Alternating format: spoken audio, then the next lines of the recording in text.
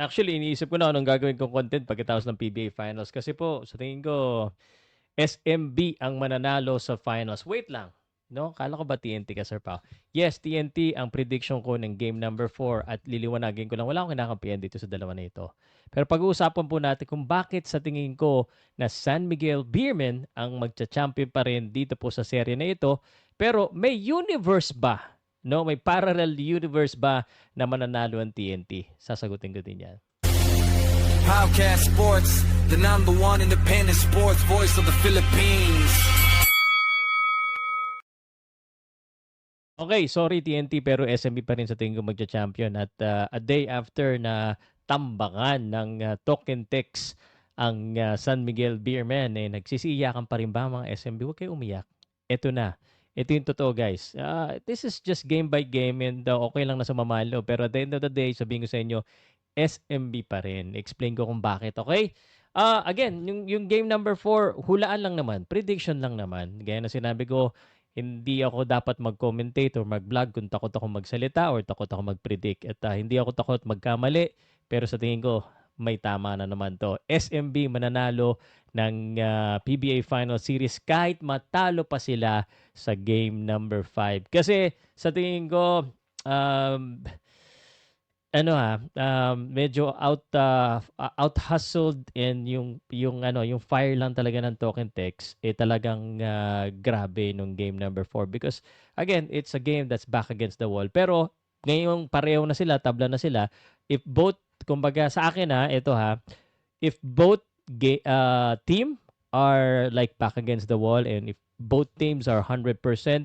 I mean, it's easy siguro to say na lamang talaga ang San Miguel Beermen dyan. Pero ito po ang dahilan kung bakit sila matatalo just in case. Unang-una, sorry but napaka-inconsistent ni CJ Perez sa kanya pong shooting. I know he is the best scorer there and nagre-relay sa kanya. At ang ganda ng laro niya nung last game, pero napaka-inconsistent niya. He needs to realize that he needs to shoot better. I mean, he's getting a lot of opportunity kay Coach Leo Austria, but Leo Austria needs to check. Medyo, alam mo, 4 out of 15. Pagkatapos niya hindi pa pwedeng swerte lang lagi sa bandang huli. Makakascore ka lang. Hindi pa pwedeng ganun. And that's the thing about San Miguel Beerman. They have a lot of scorer. It's not just CJ Perez. He may be the best, arguably, but if it's Coach Leo, if ako si Coach Leo, gagawin ko ulit yung ginawa ko nung game number 3. I need to check on CJ Perez. Pag malas siya, I know he wants to win, but minsan kasi, aminin nyo, parang medyo out of control minsan yung mga tira. Actually, of course, siya pa rin yung most likely makakascore at may lakas ng loob. Pero it doesn't have to be always him. Sa totoo lang, kung ako, CJ Troliano was doing better. He was 5 out of 7, 13 points lang. And he played only 23 minutes. So, bakit hindi siya sa kanya ibigay yung bola? May Jericho Cruz ka, no? Na malakas din ang loob. So, all I'm saying is that there's a lot of options talaga para dito sa San Miguel Beerman dahil pang nasa bangko-bangko dyan na hindi na ginagamit to. So CJ Perez should not be comfortable of getting these opportunities. Okay? Because kung sa totoosin lang, although again, finals to, mas maraming pwedeng hugutin. No? Sina Geronteng, although malas si Geronteng, maraming pwedeng hugutin at bigyan ng oportunidad. Isa pa ito, no? Gusto ko lang din SMB. Kung SMB fan ka, na-notice mo ba? Yung dalawang veterano natin ng SMB, parang non-existence eh. Itong si Lassiter at saka si Ross, they're playing but what are they doing? Nothing. I mean, oo nga may edad na sila but this is supposed to be their game. Mga veterano dapat nagko-contribute but kahit maliit, parang last game, parang 0 out of 3, 0 out of 1. What is happening to them? 'Di ba? Hindi na sila masyado ginagamit. Pag ginamit man sila, sumasablay pa. I mean, just real talk.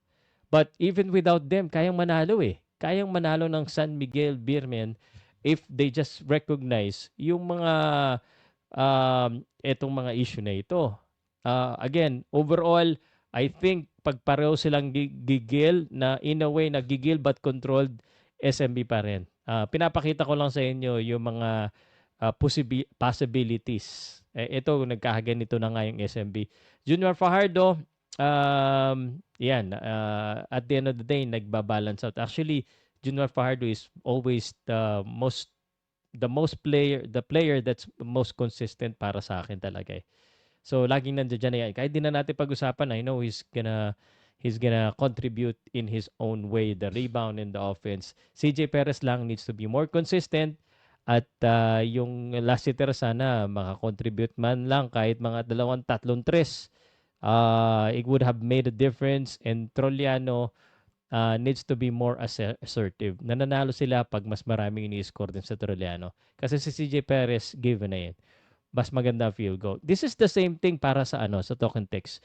Kung mapapansin niyo sa akin, ang pinaka defining factor kung mananalo ang token text ay maganda ang shooting nila sa labas at maganda ang gawa ni Oftana. Maganda yung shooting percentage ni Oftana. Oftana, ito ang dapat nilang bantayan. Ito, nababantayan si CJ Perez, pero si Oftana hindi nababantayan. Ang dami kayang open shot ni Oftana, and though that's the thing.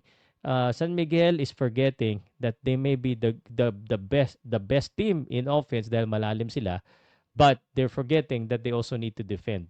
No, not only shoot the ball, and they're forgetting to defend. Oftana, ilang open shot doon, no? So, yun ang masasabi ko. Jordan Heading, hindi ko masyado isa rin ito sa hindi magandang shooting eh. Pero syempre, kailangan niya tumira at basta ako outside shooting overall. And the thing about talking text, ito yung universe na talagang mananalo sila, is if everyone can shoot from the outside. And that is very much possible. Ginawa na nila yan. Biruin mo, sina Kubuntin, sina Pogoy, although si Pogoy, hindi yata makakalaro. I think they don't need to risk it. Pogoy, malaking maitutulong yan, pero hindi naman siya yung nagiging dahilan so far. At ibig sabihin ko, kaya ng token text manalo without Roger Pogoy. So, but again, kung gagawin lang ng SMB yung dapat nilang gawin, at kung pareho silang 100% is SMB. So, objectively, and if you look at the analytics, SMB pa rin ang mananalo dito sa serye na ito. Unless talaga na ito na lang siguro, Leo Austria, Coach Leo Austria needs to check CJ Perez. Minsan kailangan mo talaga ibang ko pag medyo parang nagiging out of control. Sa akin lang to, opinion ko lang but still he's the best scorer there. Siya talaga yung papahawakin mo ng bola. But also consider Trolliano, nandiyan dyan, at saka marami pang iba. No? Si Jericho Cruz. No, I think you need more of Jericho Cruz din kahit yung angas. Yan kasi yung nangyari din last game eh. Parang mas may passionate. Again, Perez has passion, pero again, you need to be not out of control. I would put etong si Jericho Cruz at saka yung best defensive player nila dyan kay Oftana. Kailangan ipawala nila yung laro ni Oftana sa tingin ko.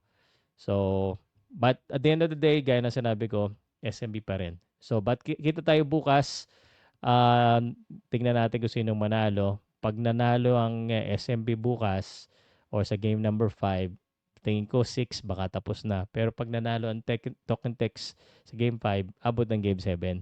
Kasi syempre SMB prediction ko eh. Pero balikan niyo ako kung mali ako. But so far guys, parang tama, no? Anyway, ano sa tingin nyo guys? Usapan tayo lagi, and please do not forget to subscribe and hit the notification bell. Gusto ko rin po sa akin anyayahan na mag-message po sa aking Facebook page or sumali po sa group for any suggestion about basketball content, specifically local basketball. Okay? Kasi we wanna bring, again, we wanna, kumbaga, palakihin din yung ating basketball community ng Pauka Sports. Salamat po sa inyo lahat. Thank you very much. Peace guys ha. Kanya-kanyang opinion tayo. Your opinion matters to me as well. Pero nagkataon lang na nasa kanyo mic. Salamat guys.